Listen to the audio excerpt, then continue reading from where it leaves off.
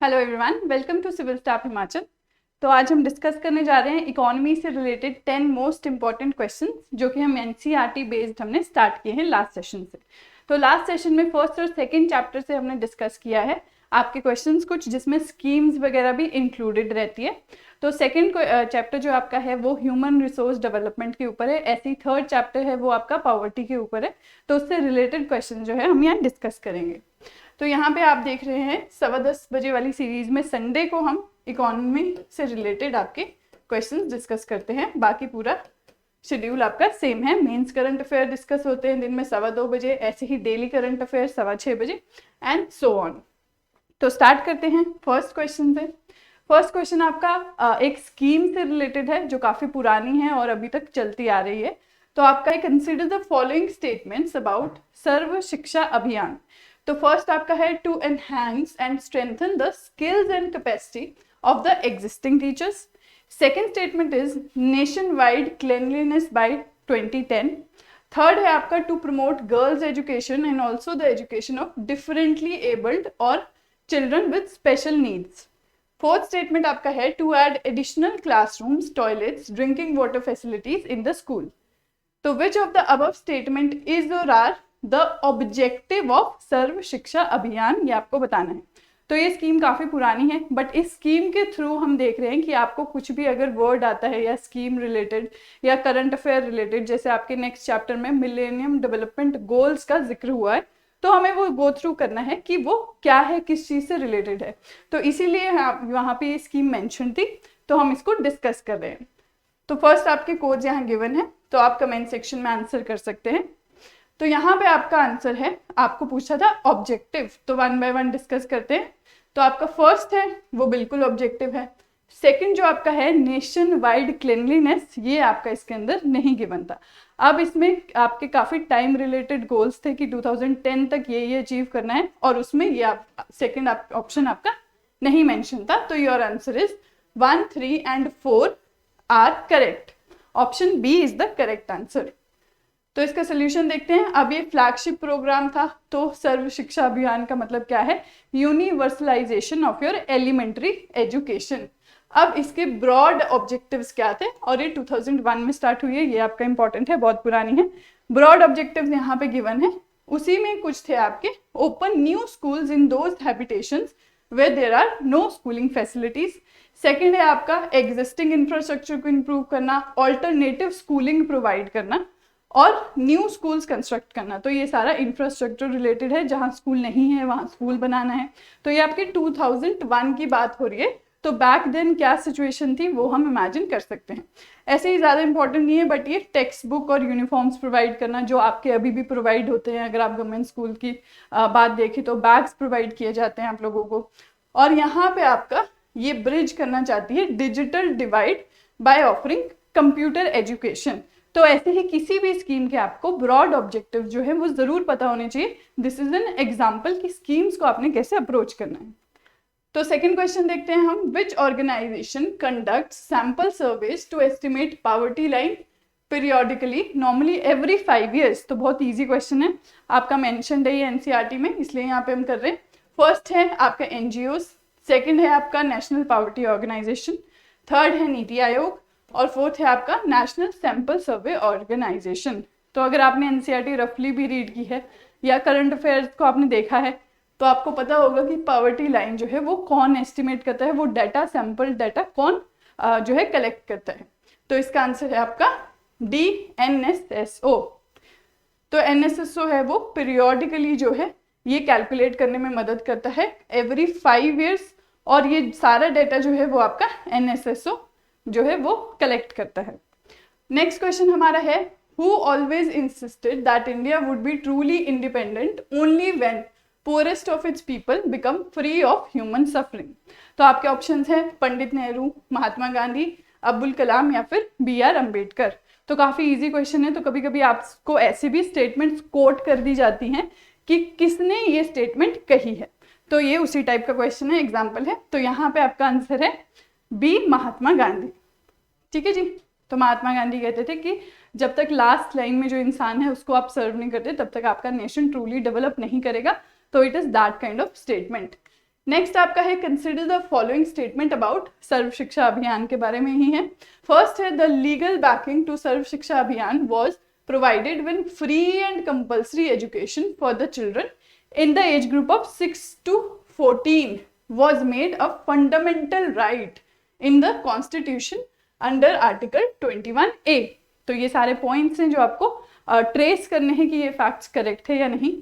Second आपका है ministry of HRD यानी human resource development, government of India anchors the SSA programme.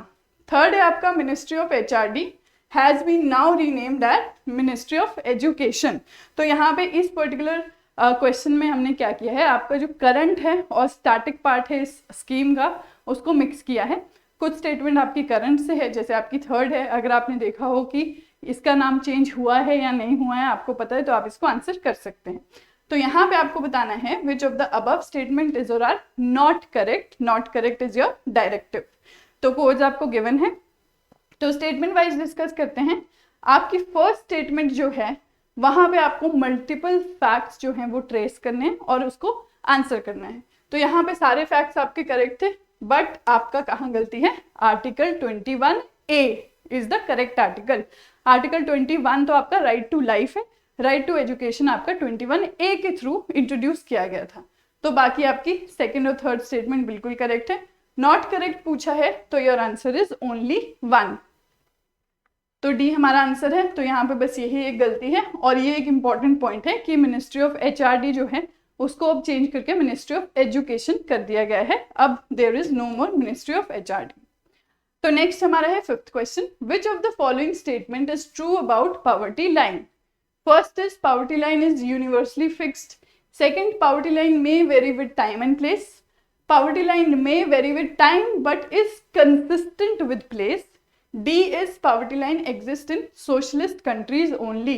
तो यहाँ पे सिंपल से फैक्ट है, अगर पावर्टी लाइन जो है हम डिटेल में पढ़ते हैं तो हम देखते हैं कि जो पावर्टी लाइन है एक तो डिफरेंट कंट्रीज के लिए डिफरेंट होती है, क्योंकि आप सेम अमाउंट ऑफ जो है गुड्स एंड आइटम्स यहाँ पे मिलते हैं वो उनकी इन्फ्लेशन उस पर है नहीं है, महंगे हैं सस्ते हैं as compare to other countries. For example आपका US हो गया, यूरोपियन कोई कंट्री होगी, तो इसीलिए आपकी डिफरेंट पॉवर्टी लाइन्स हैं हर कंट्री के लिए। इसीलिए यहाँ पे आता है कि poverty line may vary with time and place. Your option B is the correct answer.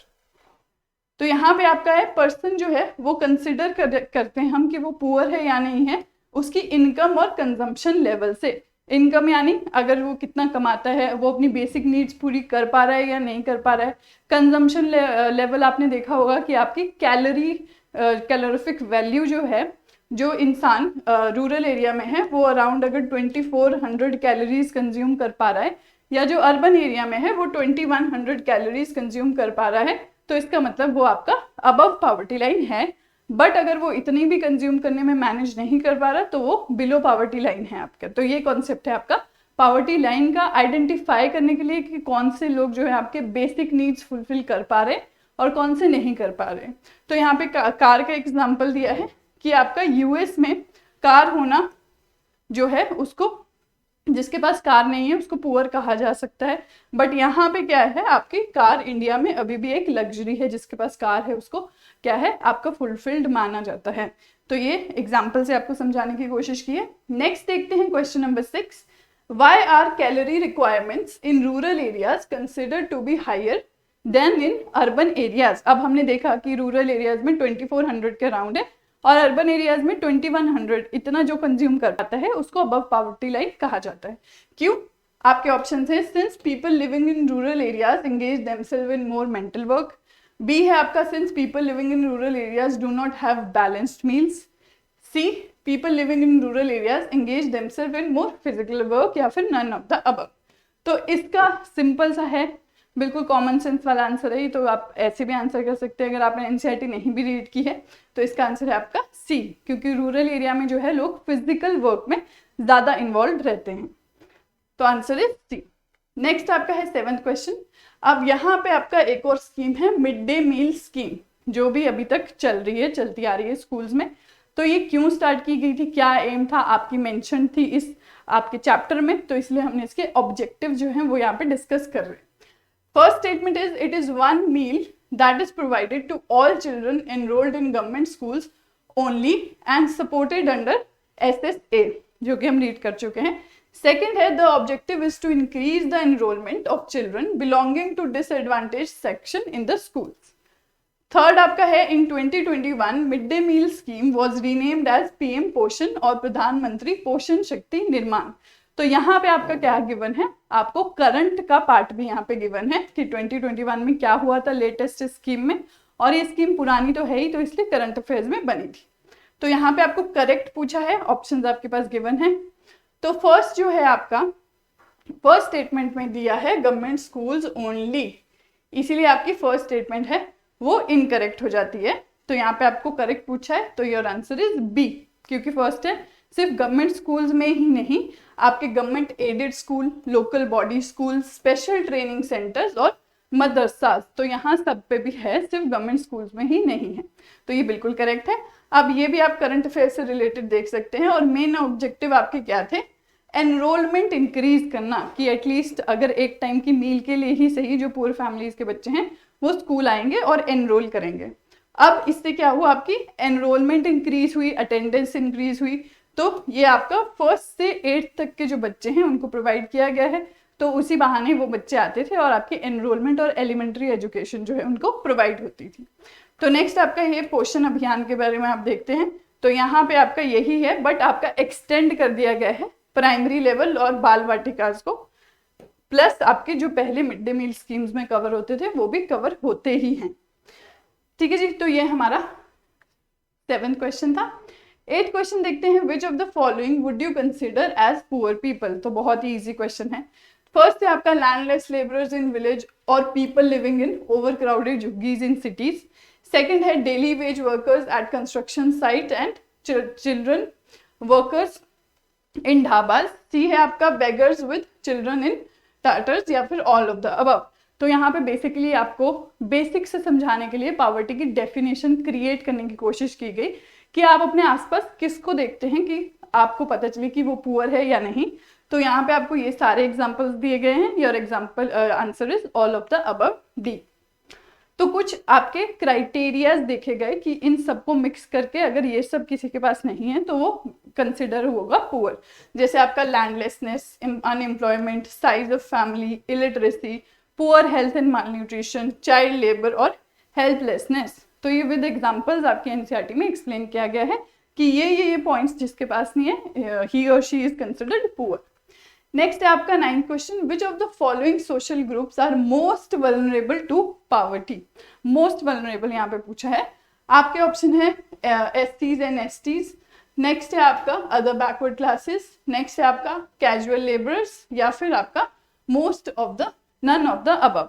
तो यहाँ पे आपका दो ग्रुप्स में डिवाइड किया गया था, सोशल ग्रुप्स और इकोनॉमिक ग्रुप. अब यहाँ पे सोशल ग्रुप के अंदर आपको पूछा है कि मोस्ट वल्नरेबल टू पॉवर्टी कौन है इनमें से. तो आप देखते हैं सोशल ग्रुप की अगर हम बात करते हैं तो आपका है आंसर ए, एससीज एंड एसटीज मोस्ट वल्नरेबल है. वैसे तो वल्नरेबल सभी हैं, बट मोस्ट वल्नरेबल इनको माना जाता है सोशल ग्रुप्स में. और इकोनॉमिक ग्रुप्स में आपका माना जाता है अर्बन एरियाज में कैजुअल लेबरर्स और आपके एग्रीकल्चरल लेबरर्स इन रूरल एरियाज. तो ये दो ग्रुप्स आपने ध्यान में रखने हैं. तो ये मोस्ट वल्नरेबल हमने देख लिया है. लास्ट क्वेश्चन आज के लिए है, dash to poverty is the major which describes the greater probability of certain communities to becoming or remaining poor in coming years. तो ये आपका बॉक्सेस में गिवन है ये कॉन्सेप्ट. फर्स्ट है आपका सोशल एक्सक्लूजन, सेकंड है इनडेप्टनेस, सी है आपका वल्नरेबिलिटी, डी है आपका नन ऑफ द अबव. तो यहाँ पे आपका क्या है, आपको ये पूछा गया है कि कौन सा फिनोमिना है जो डिस्क्राइब करता है कि सर्टेन कम्युनिटीज है वो पुअर ही रहने वाली हैं. तो वो आपका है सी, वल्नरेबिलिटी. तो आंसर सी है आपका. तो वल्नरेबिलिटी है, ये डिस्क्राइब करता है आपका कि कौन पुअर रहने वाला है या कौन ज्यादा रिस्क पे है पुअर रहने के. तो जैसे इंडिविजुअल्स हैं, आपके विडोज हैं, फिजिकली हैंडीकैप्ड है, तो ये इनका एक अदर बैकवर्ड क्लासेस है, तो इनकी प्रोबेबिलिटी ज्यादा है कि ये पॉवर्टी, बिलो पॉवर्टी लाइन रहेंगे. तो यहाँ पे मेन चीज आपकी है कि डिजास्टर के टाइम पे ग्रेटर रिस्क पे है, वल्नरेबल है, जैसे कोरोना पीरियड में भी हमने देखा सबसे ज़्यादा हिट किसको किया, वो जो आपका poor section of the society थे, लेबरर क्लास थी। तो वही आपको यहाँ पे बोला है कि जिसकी ज़्यादा वल्नरेबिलिटी है कि आपके जैसे फ्लड आए या कोई भी नेचुरल डिजास्टर आए तो वो पुअर ही रहेंगे या वो most affected section of the society रहेंगे। तो ये हमारे 10 क्वेश्चन थे जो हमने एनसीईआरटी के सेकंड चैप्टर वेस्ट किए हैं।